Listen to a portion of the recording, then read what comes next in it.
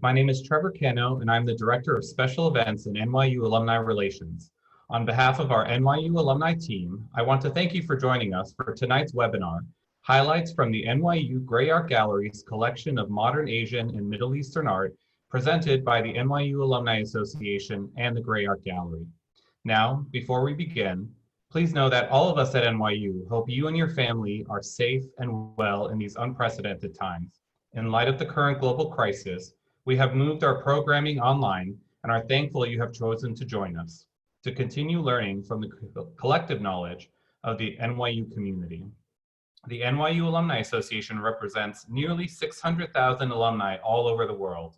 On average, we host nearly 700 events annually to connect you with your alumni community and NYU. Make sure to check the NYU Alumni website and social media platforms to keep up to date with all our events and programs. Tonight, we're delighted to feature two wonderful presenters from the Gray Art Gallery, Lynn Gumpert, Director, and Michèle Wong, a graduate of STEINHARDT and Associate Director and Head of Exhibitions and Collections. Lynn and Michèle, please turn on your video and audio now.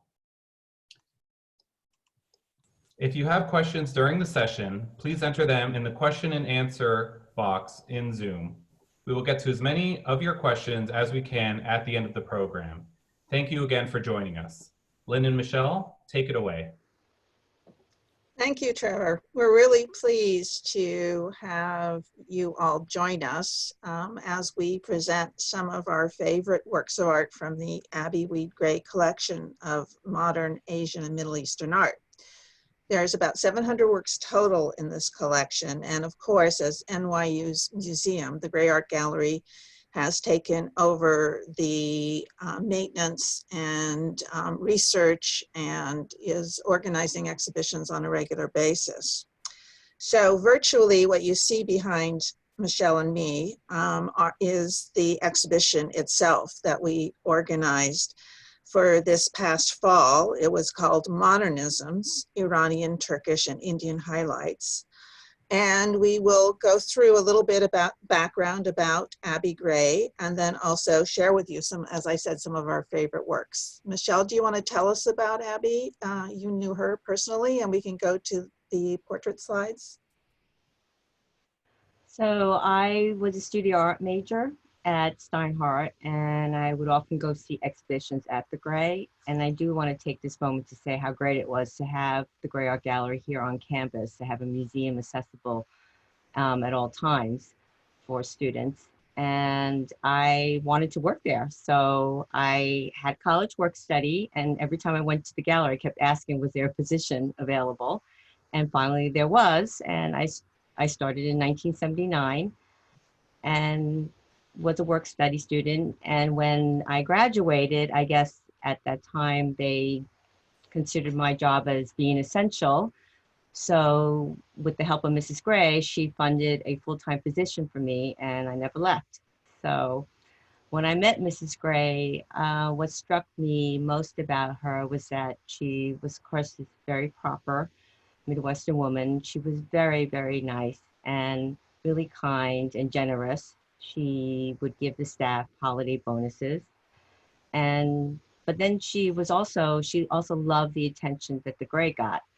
And we were always, this is pre-internet and pre-fax, so we were constantly sending her hard copies of reviews or whatever press we got. And that time, the director, Robert Lippmann, was always on the phone with her pretty regularly to tell her what was going on at the Gray.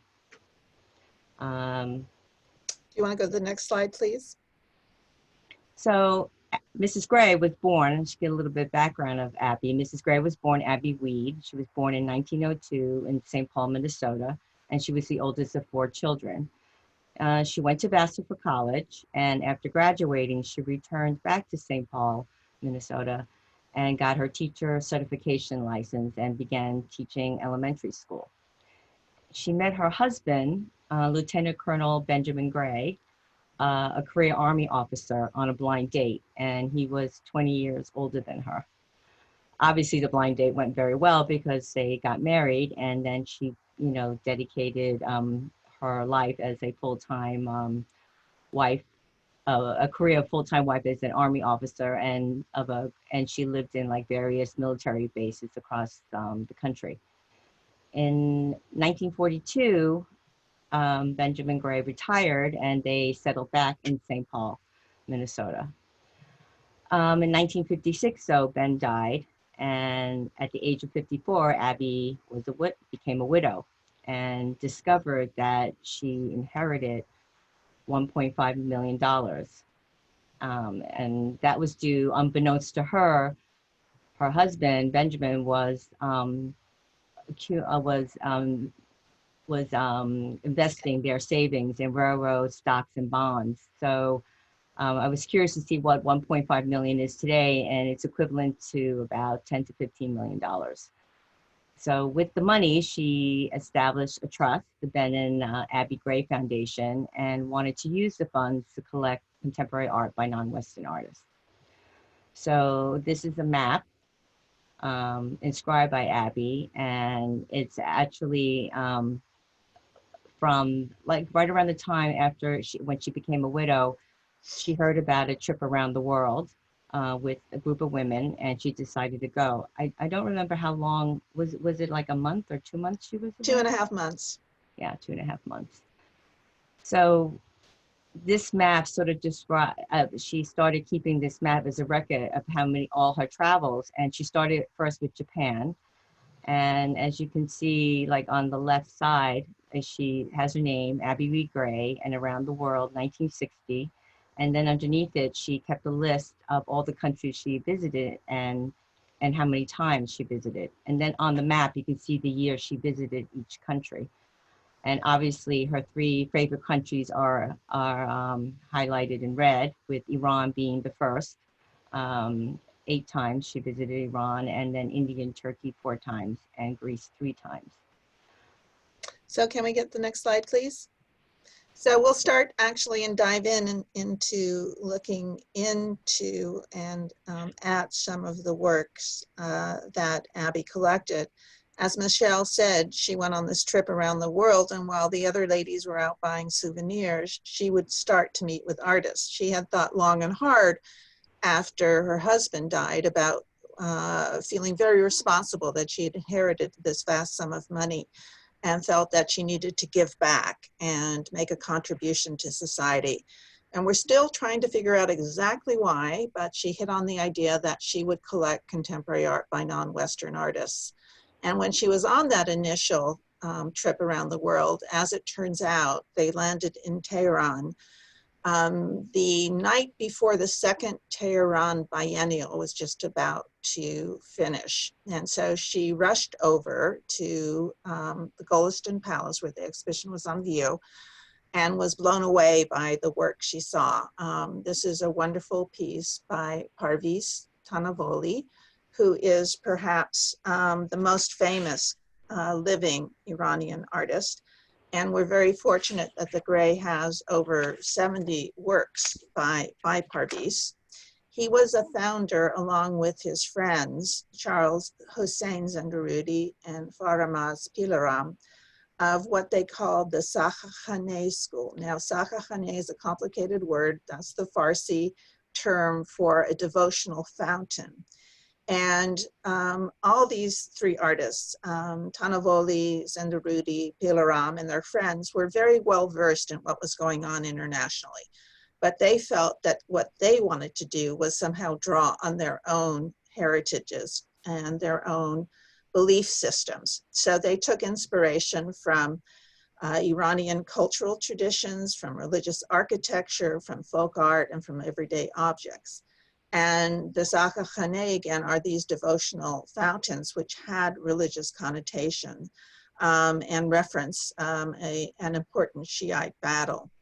So Tanavoli is known as a pioneer of modern Iranian sculpture, but he's also a printmaker, a painter, a poet, a teacher, a collector, as well as making jewelry. He's somewhat of a Renaissance man, as we understand it. He's also always been interested in the relationship between word and image. And this sculpture, which is called heech, again, another Farsi word. And as you can see, it means nothing or nothingness. And it's actually composed of 3 letters from the Farsi or Arabic alphabet without the diacritical remarks. So anybody who reads Arabic can look at this and understand that this is actually has a very specific meaning. So it means nothing, but obviously it's very substantial. It's a bronze sculpture in 3 dimensions. And so he's playing a little bit ironically with this notion of nothingness and the very substantiality of it itself as a 3-dimensional object. So he's done this and he's explored. This has been an important theme for his work, and we're really pleased to have this early work. Can we have the next slide, please? Michèle? Okay, so this is an iconic photograph of Parviz Tanavoli introducing Abby to Empress Farah Pahlavi. And this is Abby met Parviz on her 2nd trip to Iran, and she was on her own this time and went to see a contemporary art exhibition in a bank. And when she was there, she asked if there was someone there that spoke English. And this young man in his 20s came up and said that he did, and he started taking her around the show. And they actually stopped in front of a work that she was drawn to, and they talked about it, and she said she wanted to meet the artist. That's when he introduced himself and said that he was the artist, and she bought the piece, which we have in our collection. And this exchange started a really lifelong friendship between her and Parviz. He advised her on which works to collect, and he introduced her to his circle of friends. He also was connected with the royal family, and the Empress was very interested in the visual arts. And in fact, her cousin, Kamran Diba, was an architect, is an architect, and he built the Tehran Museum of Contemporary Art in, we think around the 1970s. And Diba is also an artist, and we have a work by him in the collection. So Abby met the Empress several times every time, when she went back to visit Iran. And when we opened the Modernism show last year at the Gray, she actually called us hoping that she could see the exhibition, but unfortunately couldn't attend. But she did send friends and relatives to see the show, and we were able to get an exhibition catalog to her. Next slide, please. So this is one more work by Tanavoli, and his inspired specifically by a famous Babylonian Hammurabi's stele in the Louvre, of which there's also a replica at the Bastan Museum in Tehran. And if you look, you can see the numerous markings which mimic cuneiform script, which was used widely in pre-Islamic Iran. And the markings themselves don't mean anything, but they again reference the Persian heritage, the Persian tradition, to which Tanavoli was very eager to explore. You also see a number of locks on the right-hand side, almost midway, a little bit below midway down the sculpture. And locks have a very specific and significant meaning in Iran and for both Tanavoli and the other Sakakhaneh artists. Locks are often found in bazaars and used as devotional items, and they are attached to these fountains, to these devotional fountains. And they symbolize in a way that the person putting on the lock is a little bit like the locks you find in Paris, is expressing his devotion to his God. And Tanavoli not only sculpted these locks, but he also himself is a major collector of Persian metalwork. And there was a wonderful exhibition that took place and with a fabulous catalog at the Oxford Museum, the Ashmolean in Oxford. So we know that this work was actually made in Minnesota. As Michèle said, Abby Gray and Parviz Tanavoli became very good friends. He would advise her on what works to buy, and she also arranged to have him come and have a 2-year residency at the University of the Minneapolis College of Art and Design. And also, just to mention, you can see there's a sort of a geometry. You can see the heat.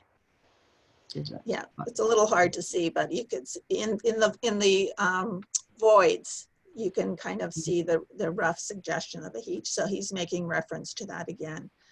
Okay, next slide, please.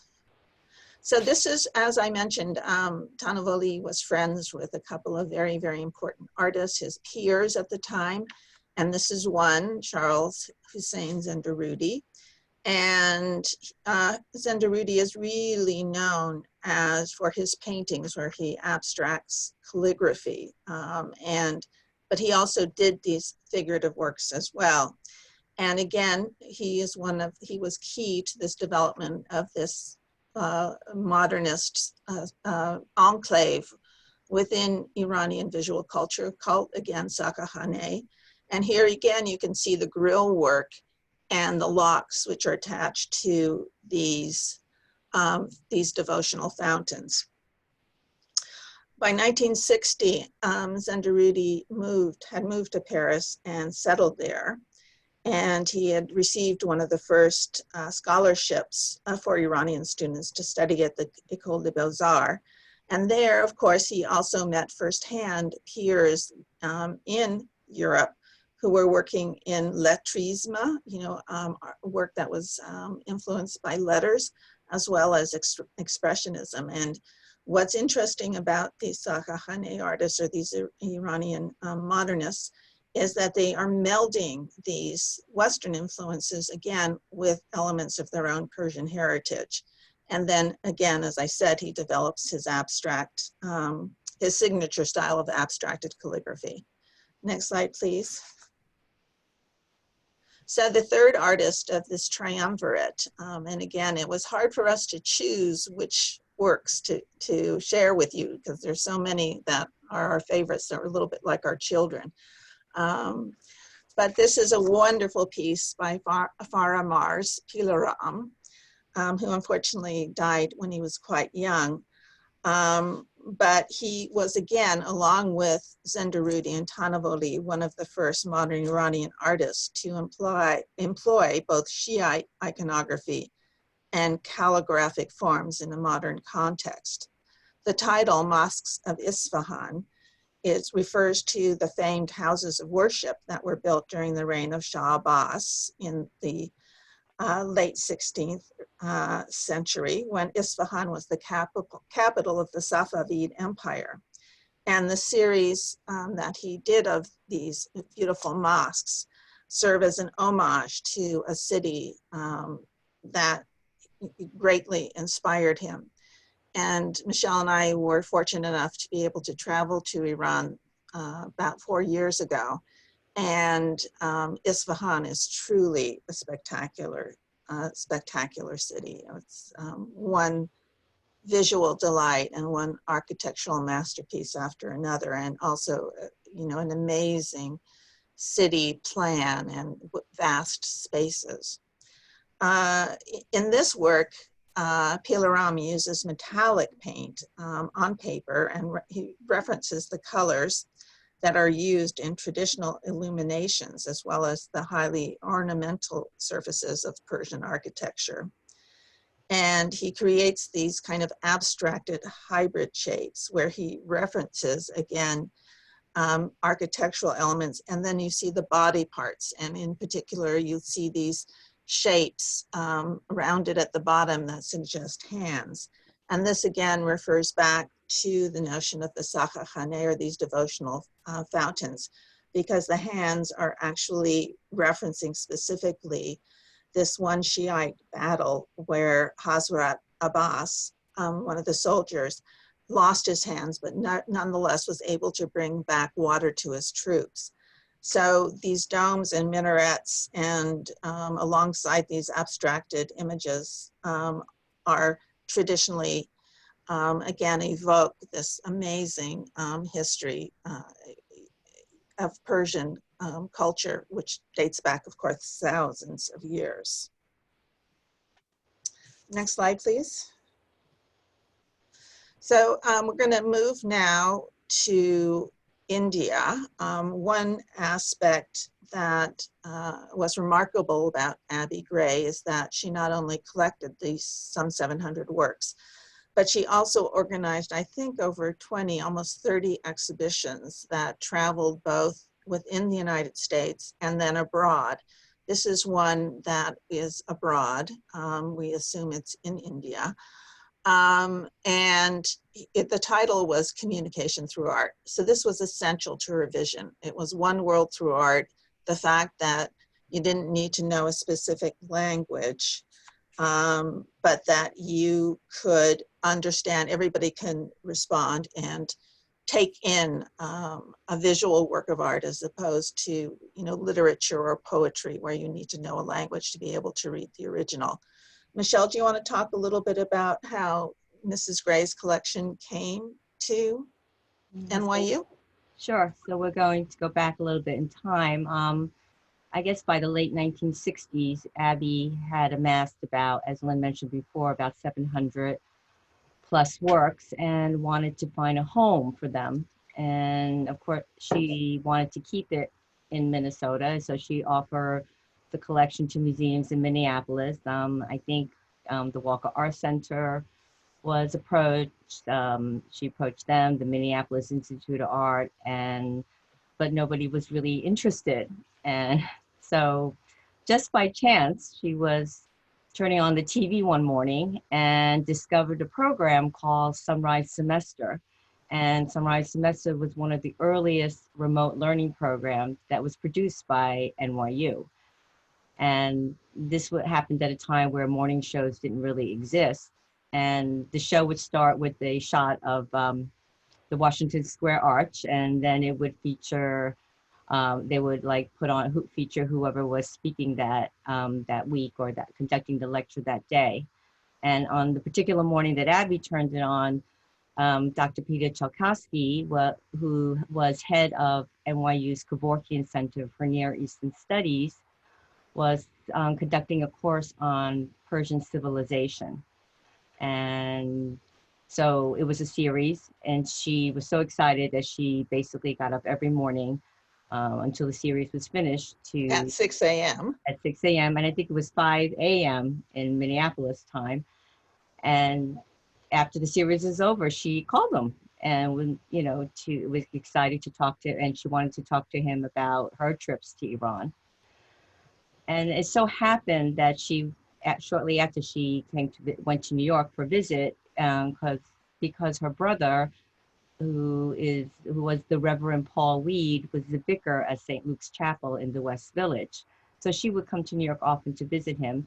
So on her next trip, she contacted Dr. Chalkowski and asked him, was he available so they can meet and sort of exchange slides of their trips.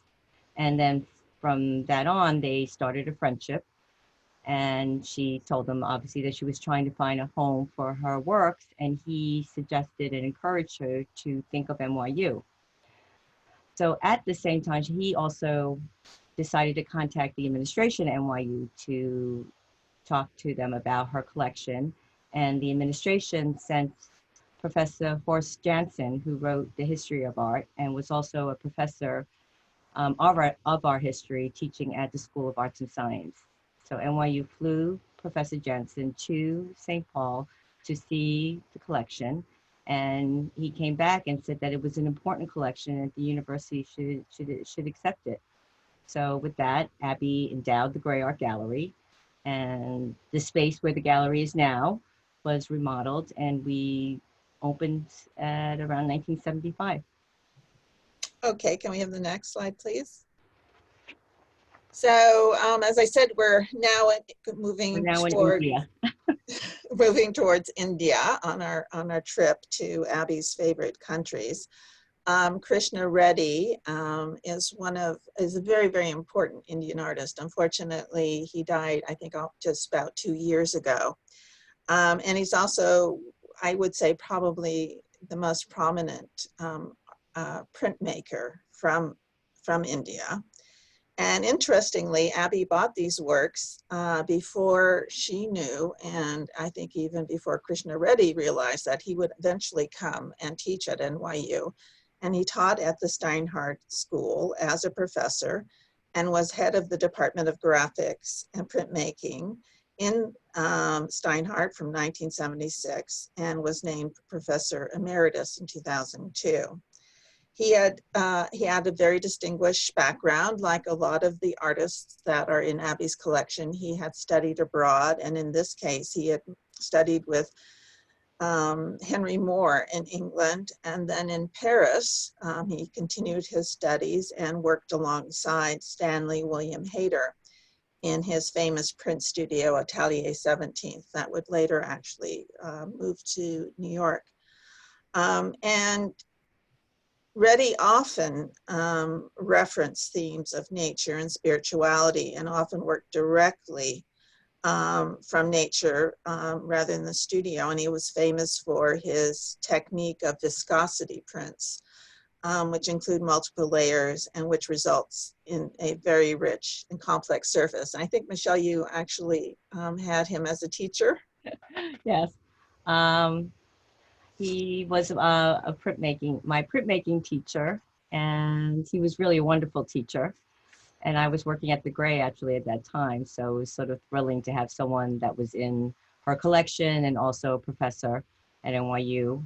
One of the highlights actually of being in his class was that he would take his class toward the end of the semester to visit his studio, and that was always like going to a museum where you actually see how the artists work, and he had all these printing presses. But yeah, he is famous for viscosity prints, and you can even see it on the slide that all the multiple layers of plates that he used to create this image.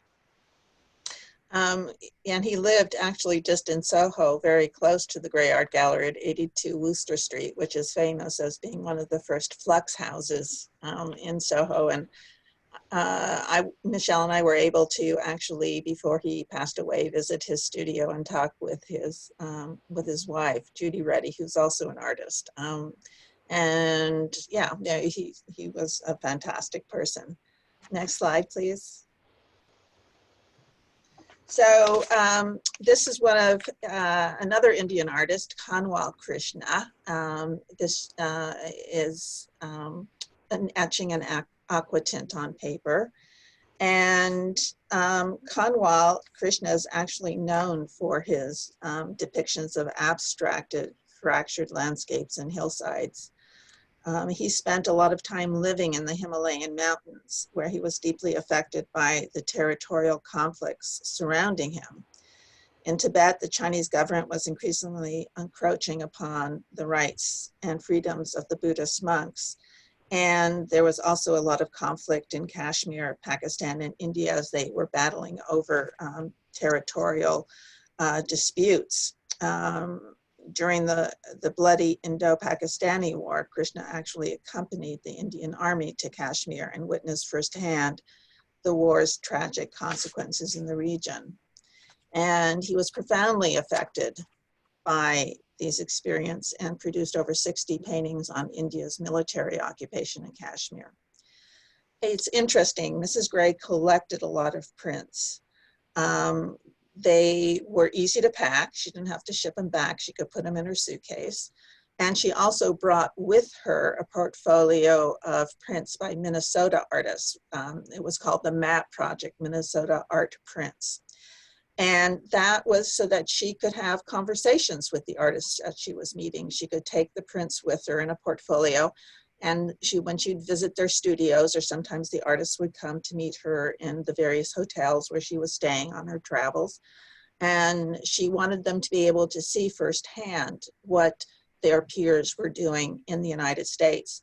So again, everything that Abby undertook was this notion of dialogue and exchange. It wasn't coming to say, this is what we do, or we do it better, but wanting to have and increase communication. And this goes back to this motto, which was one world through art, the sense that art could serve as a facilitator for cultural diplomacy, for the exchange of ideas, for people getting to know each other. The next, please. So what she found out too when she met these artists is that often artists were married to each other. In this case, this is the wife of Conwell Krishna. Her name is Devyani Krishna. And she had spent time, of course, with her husband when they were traveling. And for her, she was particularly intrigued by the masks used in Tibetan spiritual practices. But for her, to us, it might look a little bit dark and gloomy, but for her, it was about a veiled mask, that it's hard to get to know people, that you can hide behind these masks. And it was, again, about this kind of exchange and getting to know and communication. So interestingly, the daughter was also, the Krishna's daughter was also an artist. And we have a work by her as well. And then we get some insights to how Abby thought about these artists, because she was actually an avid journalist. She kept diaries and journals of during all her travels, and kept notes about her experiences when she visited the artists. So that's been a really, really important resource for us as we've done research into the collection. And the next slide, please. This is a wonderful painting that is, as you can see, substantially larger than the prints that we've been looking at before, by an artist named Mohan Samant.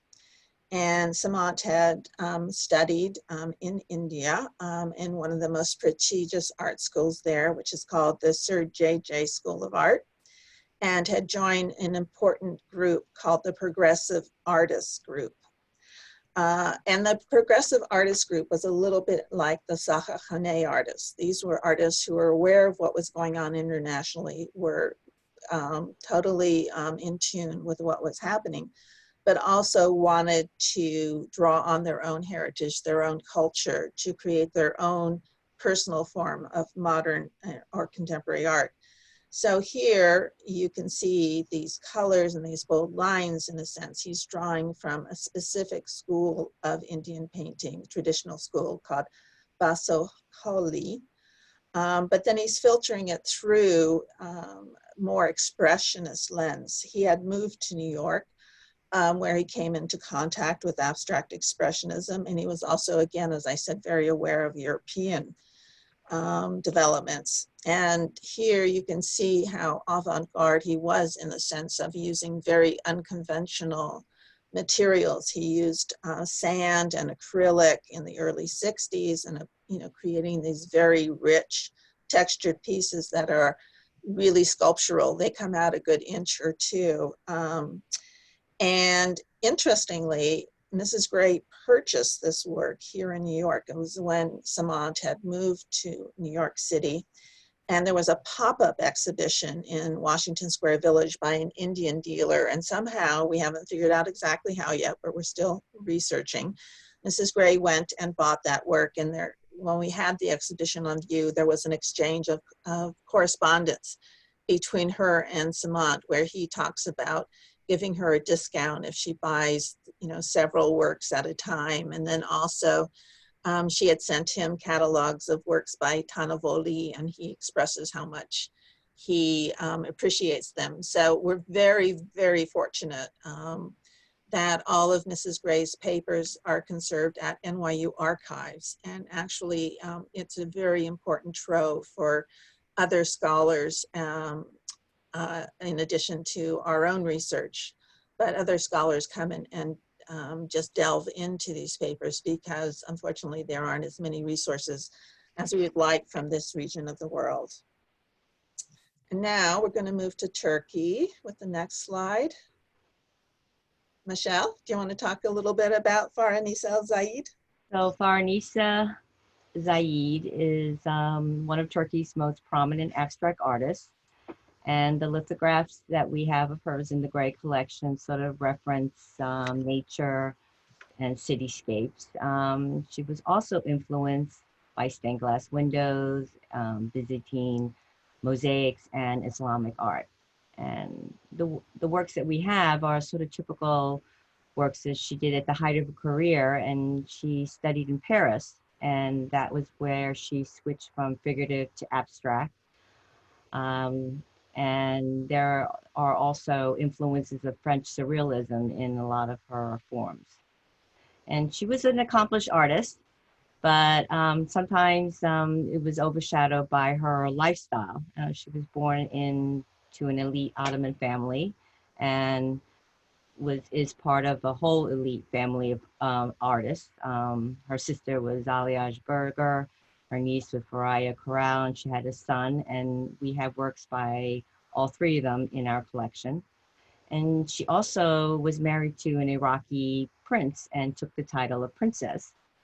And she became part of several diplomatic, artistic, and political circles, and was exposed to the European culture, and she developed an international reputation.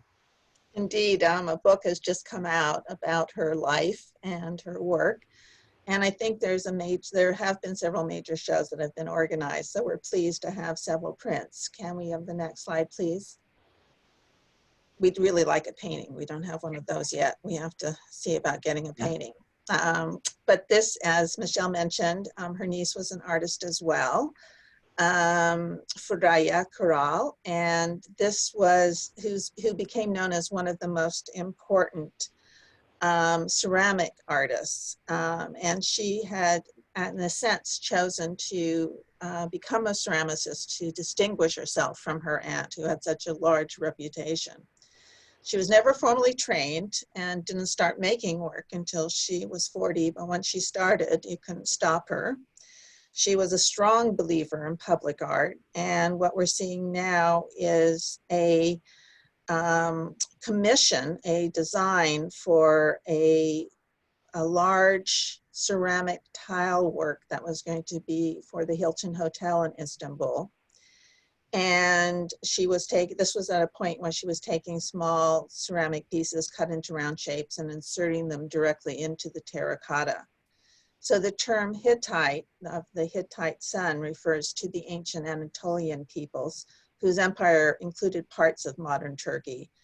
And then again, of course, as you can imagine, with the modern state of Turkey being formed, they were again, the politicians, as well as the artists and the writers and the poets and the filmmakers were all looking to draw on the very rich history of their past to create a modern nation. Next, please. So this is the sister, Aliyah Burger, and again here she's a printmaker, and her career took off when she entered a painting into a competition and was selected by the winner of a very prominent art historians and critics. And this was very controversial at the time because she won over some of the more towering figures, again, mostly male at this point, in the Turkish Academy. And so she was a little bit intimidated, and rather than continuing with painting, turned to printmaking. And again, very experimental. She worked in a variety of modes, from black and white images to earth-toned works with calmer, childlike markings. And she printed on wax paper, sandpaper, muslin. She never made the same print twice. She would always adjust them. And interestingly, she married her music teacher. Again, as Michèle mentioned, this whole family was part of the Ottoman elite, and they were all schooled in the visual arts. So she had studied music as well. And then the last slide, please. So we're ending on a little bit more of a somber note. This is work by Kibosh Merhaba, Mrs. Gray, from 1969. It's a drawing, as you can see, with grease pencil and felt tip pen and acrylic on paper. And Kibosh received his degree in mechanical engineering from Robert College, an American school in Istanbul, in 1957, and then came to the US and actually studied at Yale, where he received both his BFA and an MFA, and where he had studied with Joseph Albers and Jack Tworkov. He later became a full professor at the Academy of Fine Arts in Istanbul. And he's best known for his paintings of maritime scenes. We have one painting by him. And his images, as you can see, sometimes exude a certain pessimism. And here he is done a self-portrait of himself painting at an easel. And then he turns and looks over his shoulders and says, "Hello, Mrs. Gray, we're just fine." But the skull that replaces his head suggests just the opposite. And I think this underlies one aspect that this period of the 60s and 70s was a very eventful time in the countries. Of course, in Iran, you conclude with the Iranian Revolution in '79. And I think there were 3 coups in Istanbul, 3 different changes of government during the 60s and 70s. And Mrs. Gray tended to steer clear of the political. There are certain references to it. But again, she was more focused on the positive side of human nature through the communication of art and the exchange. Can we have the next slide? Michèle? Oh, so this is the catalog of One World Through Art. And it was a selection of works that when she was trying to still find a home for her collection, and these were part of the Benin Abbey Gray Foundation. And she exhibited at a lot of the works at the Minnesota State Fair grounds in St. Paul, Minnesota. She also, what's great about this catalog, that this was the catalog we used for when the Gray Art Gallery was established at NYU, and we still have like the original markings. I still have the original catalog where both she and that time the staff at the Gray kept notes on what was coming in when the works were being shipped from St. Paul. So. The next slide, please. So this is her autobiography, which Robert Lippmann worked with her on, and we're very pleased. So it's drawn, on the very extensive journals that she had kept all those years. And again, is really helpful to us because it really sheds insights into her experiences meeting with the artists and talking with them and her struggles.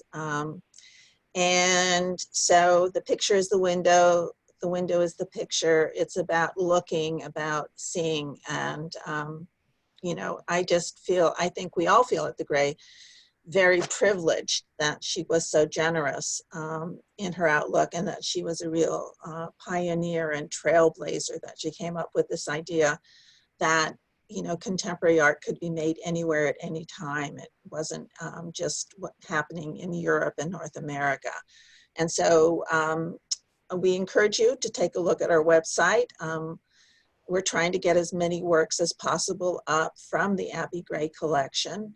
And there you can look at them at your leisure. And we also encourage you to take a look at the book Modernisms, the Iranian, Turkish, and Indian highlights from NYU's Abbey Gray collection. We're hoping that the show will go later to NYU Abu Dhabi. To NYU Abu Dhabi once things lighten up. So this is a time when we open it up for questions. We're happy to answer any questions that you may have. You should post them in the Q&A format. And I see that we already have 8. Yeah. So, locks. I'm not an expert. I've only learned from the works themselves, but they very much are, it's pretty basic in terms of my understanding. We'd have to go to a real expert. But they are very much about this notion of that you are signaling your devotion to God by locking this talisman, or by doing this act of locking.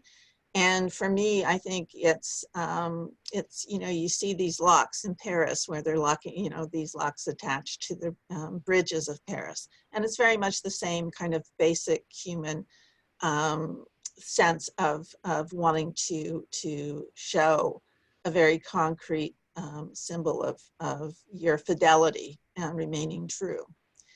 So going on, a student at Northwestern. And Lynn and Michèle, if you could just repeat the questions. Sure, I'm sorry. I'm a student at Northwestern University, and I know that for Northwestern, we can't collect works by NYU professors due to fairness measures. I don't think, we don't have the same exact rule. No, we have works well, when Mrs. Gray purchased Krishna Reddy's work, he was not teaching it at NYU, but we have other works in the NYU Art Collection of artists that also taught at NYU, like Hal Woodruff, Robert Capellas. So that was never an issue with us. And we should say that there's two main collections at NYU. I mean, they're both under the NYU Art Collection, and they total around 4,800, almost 5,000 works at this point, I think. Actually closer to 5,000. But some of them, a great proportion of them are by New York School artists from the 50s and 60s, and that's a real strength of ours. And you can see that on the website too. Yes, and that we should also note that the show was at the Block Museum.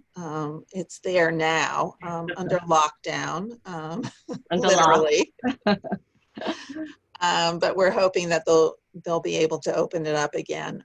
But it got a very good reception at the Block Museum, and we're really grateful to our colleagues at the Block for hosting this exhibition. And it got a rave review in Chicago Press, again citing Abby Gray's foresightedness in collecting art of this region when there were very few other people. The next question is, there are other works that we love? Oh yeah, lots. But if we were to show all of them, you know, we would run out of time. I think we've done a pretty good job, because since Lynn has been director, we've done a significant amount of shows, starting with Word and Image in 2002. We've also did Global Local, and also most recent Modernisms. We've done a lot of mini shows. We've done a couple of shows in our lower level gallery, and we always do bring up like the favorites, but then we also try to add in something that has never been seen before. And then. Okay, so this question is directed to Michèle. It seems like you've been at NYU for 40 years. And you were a student of the arts. How have you seen the arts change at NYU over the years? I'm not quite sure. In terms of, I think it's expanded. I mean, when I was a student at STEINHARDT, there was the 80 Washington Square East Art Galleries that was open for, that was primarily for the master students when they got their MFA. And there were also other galleries in the student center that exhibited some of the collection before the Gray opened. But I think there's more outreach. Our staff has gotten bigger, and we're able to, and there are more students that can get online and find out about us. I mean, there's just more communication. Also programs in NYU. I mean, we have now museum studies, visual arts administration, and Gallatin. So I think, I don't know how the arts has changed. If anything, I think it's increased. I'm watching that, and Tish. So I think it's great. You know, yeah, no, we're pleased. I mean, we have so many colleagues, including the art history department, which is in the third floor of the main building where we're located, the Silver Center, and then also the Institute of Fine Arts. And we work closely with a lot of students and have a number of student interns every year. And that, to me, is the best part, is the interaction with the students and the teaching component. So again, another question about favorite artists. I think we're both partial to Parviz Tanavoli, in part because we've gotten to know him. He shares his time between Vancouver and Tehran, and he's just such a generous person. And wonderful storyteller. I mean, he has a lot of memories of Abby. And when Lynn and I went to Iran a few years ago, we got to visit his home, which is now a museum in Tehran, and that's where Abby stayed when she used to go to Tehran. So it's yeah, he's, I guess, one of our favorites. And also, it doesn't hurt, we have the most works by him. By him in any institution, yes.